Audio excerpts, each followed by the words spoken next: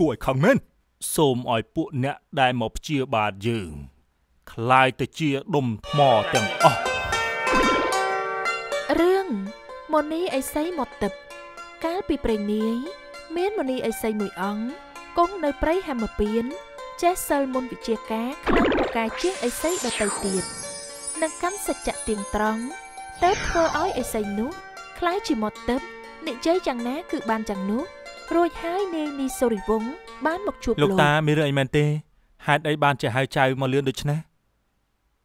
នីសូរីវង្សចៅមកដល់ហើយចៅត្រូវត្រង់ស្ដាប់តាមពាក្យតាត្រូវគង់សមាធិនៅទីនេះរយៈពេល7ថ្ងៃហាមមករំខានតាកណាលោកតាអញ្ចឹងគ្រប់7ថ្ងៃចៅត្រូវមកទីនេះម្ដងទៀតមែនទេចៅត្រឡប់ទៅរៀនមុនវិជ្ជាការរបស់ចៅវិញចុះសម័យមួយមានព្រះរាជាសោយរាជនៅនគរព្រាហ្មណ៍សីអបសុខក្នុងព្រះរាជហឫទ័យបានពិភាក្សាជាមួយអគ្គមហេសីព្រមទាំងសេនាថ្ងៃស្អែកត្រូវរៀបចំឲ្យបានរៀបរយ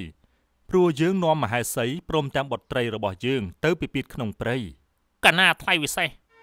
ព្រះមហេសីបាននាំដំណឹងនេះប្រាប់បុត្រីត្រៀមព្រះកាយក្នុងថ្ងៃស្អែកមេរាបុត្រីមេដាមានរឿងអ្វីនៅក្នុងព្រះរាជហឫទ័យហេតុបដិចបានជាប្រែវងភ័ក្រស្រងត់ស្រងាត់ស្អែកនេះព្រះបិតារបស់បុត្រយើងក្រសាលនៅឯព្រៃផងព្រះពរព្រះមេដាបុត្រនឹងត្រៀមព្រះកាយតែក្នុងចិន្តាព្រួយប្រតីយ៉ាងម៉េចមិនដឹងទេបុត្រីកុំព្រួយព្រះរាជហឫទ័យអីហើយឆាប់ចូលផ្ទុំនឹងអាលតើនពីព្រលឹមណាក់បនប្រលឹមឡើងព្រះអង្គនិងព្រះមហេសីព្រមទាំងបុត្រីគង់លើគ្រែស្នែងហើយមានសេនានិងភីលៀងបានដើរហែហោមដំណើរតាមផ្លូវព្រះមហេសីមានបន្ទូលទៅកាន់ព្រះអង្គម្ចាស់បងទស្សនភាពទីនេះគួរឲ្យគយគន់ណាស់ម្ចាស់អូនទ្រង់សពព្រះហឫទ័យអញ្ចឹងថ្ងៃក្រោយបងនឹងជូនអូននិងបុត្រីមកកាន់ទីនេះម្ដងទៀតបងចាន់ហេតុអ្វីទៅណោះបានក្នុងហឫទ័យភ័យអពេលជាងមកកាន់ព្រៃដំបងពាក់កណ្ដាលផ្លូវក៏ជួបតាមមនីឥសីកំពុងតាំងសមាធិព្រះរាជាស្រែកសួរឥសីនោះថាណែតើអ្នកಚಿនណាមកពីណាបានជាមកអង្គុយនៅក្នុងព្រៃតើឯងអញ្ចឹងព្រះមនីឥសីកំពុងតែសមាធិមិនបានឮសម្ដីរបស់ព្រះរាជាឡើយព្រះរាជាសួរជាច្រើនដងនៅតែមិនឮសំឡេងឥសីឆ្លើយតបមកវិញសោះធ្វើឲ្យព្រះអង្គខ្ញាល់យ៉ាងខ្លាំងហើយទ្រង់ត្រាស់សួរយ៉ាងខ្លាំងទៀតថាតើឯងឮយើងសួរទេឥសីនៅតែមិនឮដដែលព្រះរាជាខ្ញាល់រឹតតែខ្លាំងអ្នកពិតជាមនុស្សកោងកាចមិនខ្លាចយើងជាស្ដេចផែនដីអ្វីសោះអ្នកមើលស្រាលយើងអញ្ចឹងណែអ្នកមិនក៏មិនស្ដីអីតិចសោះអញ្ចឹងព្រះរាជាជាស្ដេចគ្រប់គ្រងផែនដីទ្រង់ដាក់ខ្លួនមានព្រះបន្ទូលមកកាន់ឯងមុនហើយចុះមិនដេចឡើយក៏ឯងមិនព្រមនិយាយស្ដីសំបីតែបន្តិចសោះអញ្ចឹងណែអ្នកមិនក៏មិនស្ដីអីតិចសោះអញ្ចឹងគួរឲ្យខឹងមែនរួចហើយព្រះអង្គយកព្រះបាទធាក់ទៅឥសីដួលដេកលើដីហើយត្រាស់ប្រើអាមាត្យឲ្យទៅយកដុំថ្មធំជាច្រើនមកសង្កត់លើឥសីដរាបណាឲ្យមានកម្ពស់ដូចដំបូកអ្នកមើលស្រាលយើងអញ្ចឹងម្ចាស់បងកុំខ្ញាល់ប្រតិយអីបើសាយភាយដំណឹងនេះចេញក្រៅវាគ្មានផលល្អទេណាណែពួកឯងហាមឲ្យរឿងនេះលេចលឺចេញទៅក្រៅជាដាច់ខាតត្រឡប់ទៅព្រះនគរវិញ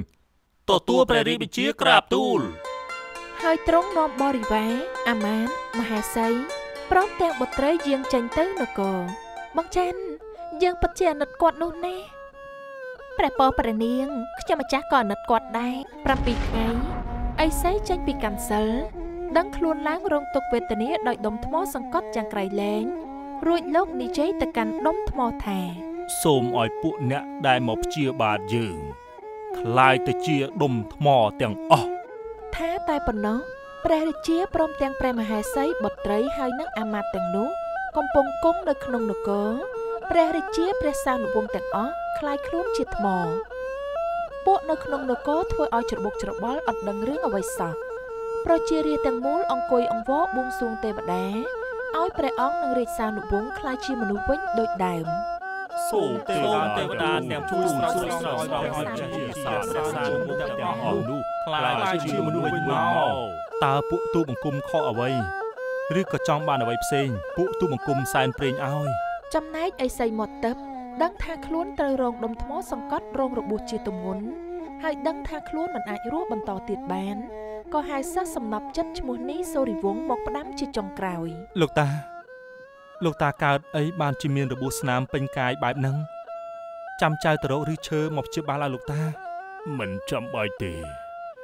គ្រូនឹងស្លាប់ក្នុងថ្ងៃនេះហើយឯងត្រូវកាន់ចិត្តឲ្យទៀងត្រង់ប្រព្រឹត្តតែអំពើល្អគ្រូនឹងឲ្យឯងមានអំណាចលើសគេទាំងអស់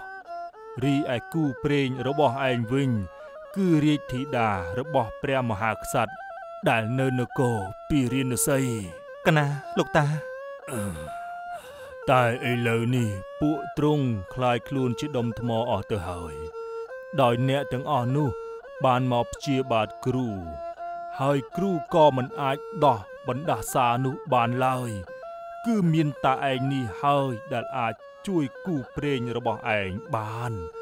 តែត្រូវរងចាំដល់1000ឆ្នាំទៀតទើបឯងអាចទៅជួយបានកណាលោកតាតើចៅឯងរក្សាជីវិតបានដល់1000ឆ្នាំបានដោយរបៀបណាឯងត្រូវស្វែងរកផ្លែស្វាយទឹកនៅក្នុងព្រៃហេមពៀន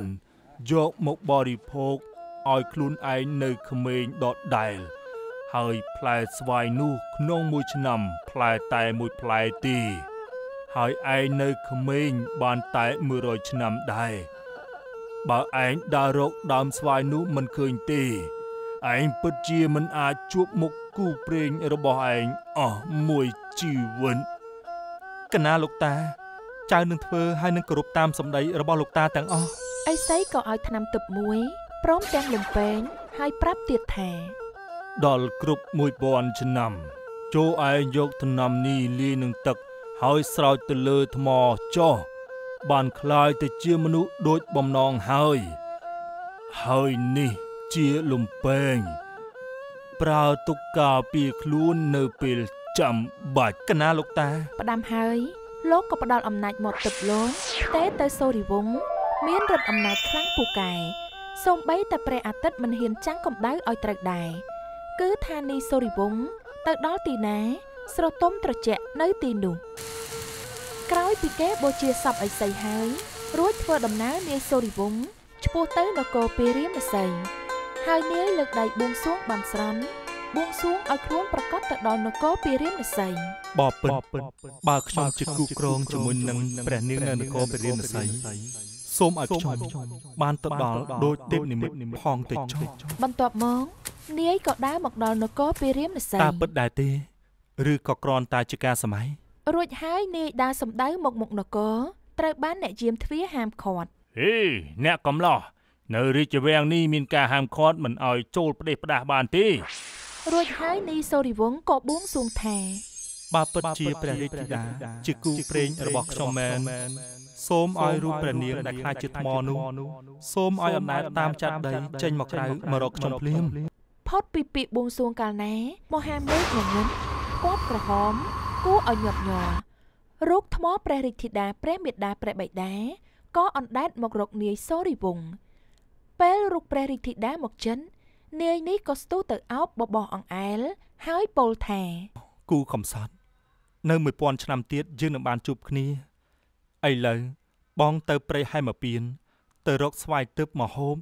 ទើបបងបានជួបនួនល្អងសូមអូននៅក្នុងចាត់ដីនេះចុះនិយាយរួចថ្មចាត់ដីក៏វិលត្រឡប់ទៅកន្លែងដូចដើមវិញអ្នកនៅក្នុងនគរបានឃើញភាពអស្ចារ្យបែបនេះក៏សូមឲ្យនាយនេះសូរីវង្សមកសោយរាជជំនួសស្ដេចអង្គមុនតែនាយមិនយល់ព្រមអរគុណសម្រាប់ការគោរពរបស់អ្នកទាំងអស់គ្នាមកកាន់ខ្ញុំព្រោះខ្ញុំត្រូវបំពេញកាតព្វកិច្ចហើយនឹងវិលមកទីនេះម្ដងទៀតអញ្ចឹងខ្ញុំលាសិនហើយនាយក៏ចេញដំណើរទៅរកស្វាយទឹកនោះវាដុះនៅទីអាកំបាំងណាស់ទាល់តែមនុស្សមានបុណ្យវាសនាទើបបានជួបនាយនីសូរីវង្សដើររកតាមផ្លូវយូរខែឆ្នាំណាស់ទើបបានជួបតែនាយដើរទៅរកដើមស្វាយនោះមិនបានទេព្រោះមានពួកយក្សនៅថែរក្សាត្រូវឆ្លងដំណាក់សាឡបងហើយពួកយក្សទាំងនោះកាលបើបានឃើញនាយមកដល់ក៏ធ្វើផ្គរធ្វើព្យុះនិងចោលដុំថ្មមួយលើនេះជាដើមតែមិនអាចធ្វើឲ្យត្រូវរូបនាយបានទេ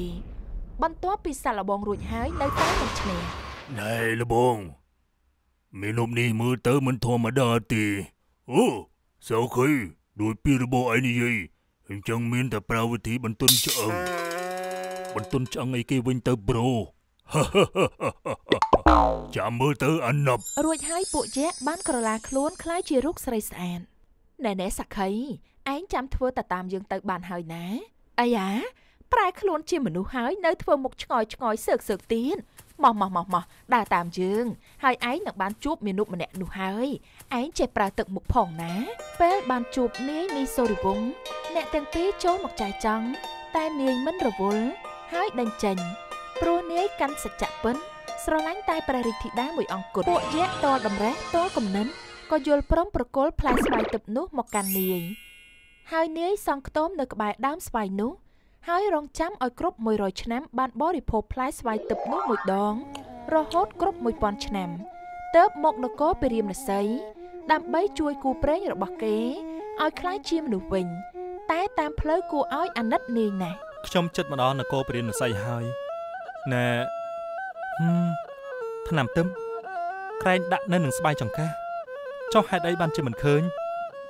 មិនកើតទេខ្ញុំត្រូវតែត្រង់នៅខ្ទមក្រែងលោភ្លេចនៅទីនោះតែអកុសលពួកយក្សនោះបានយកថ្នាំទឹកនោះទៅបោះចោលក្នុងស្រះមួយអស់រយៈពេល500ឆ្នាំមកហើយត្រូវបានត្រីធំមួយបានលេបចូលក្នុងពោះបានធ្វើឲ្យក្តៅក្រហាយនៅមិនសុខក៏លោតមកលើគោកទើបធ្វើឲ្យត្រីនោះប្រែក្លាយទៅជារមាសក្រឡេកមកមើលនាយនីសូរីវង្សចេះតែដើរគ្មានទិសដៅក៏ជួបប្រទះឃើញអាស្រមតាបោះឥសីអាគីណេនបើកភ្នែកកាលណាឲ្យតែមានអ្វីនៅចំពោះមុខមិនថាមនុស្សឬសត្វគឺត្រូវឆេះទាំងអស់ឥសីអង្គុយចង់ក្រំភាវនាដឹងរឿងហេតុទាំងអស់ប្រើមុនអាគមខាបយកសត្វរមាសទុកមកធ្វើជាយានជំនិះរបស់លោកនិងថែរក្សារមាសនោះទុកឲ្យម្ចាស់គេវិញឥសីអាគីណេតបានបើកភ្នែកមើលនីសូរីវង្សតែនាយមិនឆេះឥសីនោះក៏លាន់មាត់ថាជីមាននុកម្នាក់នេះពិតជាអស្ចារ្យណាស់ណែនីសូរីវង្សបុណ្យវាសនារបស់ឯងបាននាំឯងមកទីនេះឥឡូវដល់ពេលហើយណាណែវាសនារបស់ចៅថ្នាំទឹកដែលអ្នកតាមរកកាលដែលពួកយក្សយកមកបោះនៅក្នុងស្ទឹងមានត្រីធំមួយបានស៊ីហើយវានៅមិនសុខខ្លាចជាសត្វរមាសឥឡូវយើងបានយកវាមកធ្វើជាយានជំនិះរីឯថ្នាំទឹកនោះវាក៏នៅក្នុងពោះរមាសនេះដែរតែបើឯងចង់ជួបគូព្រេងរបស់ឯងគ្រាន់តែយកទឹកមាត់រមាសលាបលើថ្មនោះព្រះរាជធីតានឹងក្លាយជាមនុស្សជាមិនខានឯងយករមាសនោះទៅចោះប្រកាសណាស់លោកតាខ្ញុំកណាពិតជាអរគុណលោកតាខ្លាំងណាស់នាយប្រញាប់ធ្វើដំណើរយ៉ាងលឿនទៅនគរពារាមសីវិញពេលមកដល់រោគនគរស្ទើរតែមិនចង់ឃើញព្រោះជាយូរឆ្នាំមកហើយដែលមនុស្សទាំងឡាយរស់នៅទីនោះចាក់ចេញចាប់តាំងពីនាយមកតាមរកស្វាយមកម្លេះនាយក៏រំលឹកទៅដល់បារមីមុនីឥសីដែលជាគ្រូទើបលើកដៃបួងសួងឲ្យទិដ្ឋភាពឥឡូវនេះព្រមទាំងផ្ទះប្រជាជនឲ្យដូចទិដ្ឋភាពកាលពី1000ឆ្នាំនោះមកកើតជាថ្មីម្ដងទៀតគ្រាន់តែនាយបួងសួងចាប់កាលណាភ្លាមថ្មក៏คล้ายមកសភាពដូចដើមវិញរួចហើយនាយបានយកទឹកមាត់រមាសមកលាបគ្រាប់ថ្មក៏មានជីវិតឡើងវិញព្រះមហាក្សត្រព្រមទាំងព្រះមហេសីសប្បាយព្រះハរតីខ្លាំងណាស់ពេលដឹងនីសូរីវង្សជួយជីវិតអ្នកទាំងអស់គ្នាហើយព្រះមហាក្សត្របានឲ្យនាយនិងរាជធីតារៀបអភិសេកព្រមទាំងលើករាជសម្បត្តិឲ្យឡើងគ្រងរាជ្យបន្តពីព្រះអង្គចាប់តាំងពីពេលនោះមកក្នុងរាជវាំងនិងប្រជារាស្ត្របានសុខសាន្តរហូតមកក្នុងរឿងនេះអប់រំកុំឲ្យយើងមានអំនួតធ្វើបាបឬបៀតបៀនអ្នកដទៃព្រោះថាសាងផលអីនឹងទទួលផលនោះត្រឡប់មករកម្ចាស់ដើមវិញត្រង់វគ្គស្ដេចបានឲ្យសេនាយកដុំថ្មមកសង្កត់លើឥសីហើយមិនយូរមិនឆាប់ស្ដេចបានក្លាយជាដុំថ្មសមនឹងទង្វើដែលខ្លួនបានធ្វើ